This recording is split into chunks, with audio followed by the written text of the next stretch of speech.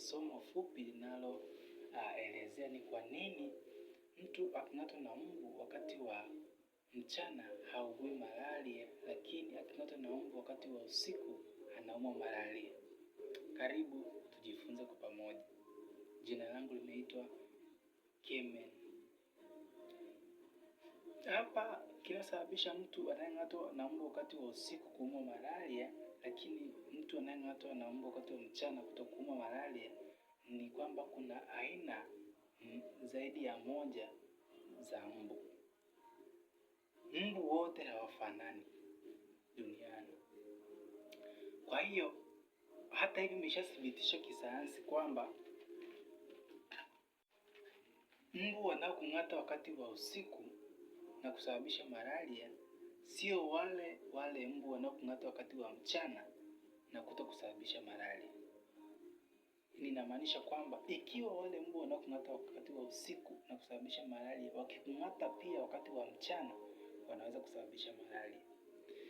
Hata hivyo, inapaswa tujue kwamba mbu anayesababisha malaria ni mbu wa kike anaitwa Anopheles.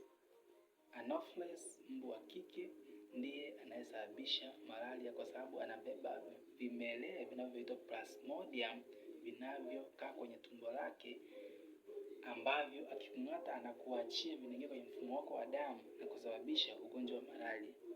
Kwa hiyo mbu wanaokung'ata wakati wa mchana sio wale Anopheles. Kwa hiyo hawana vile vimelea vya kusababisha malaria. Kwa hiyo mtu anayeng'atwa na mbu tofauti na Anopheles, hasa wakati wa mchana, hawezi kupata malaria, kwa sababu Anopheles ni mbu ambao wanakuwa active, mbu ambao wanachangamka wakati wa usiku, lakini wakati wa mchana wanasinzia tu, wanakuwa ni inactive.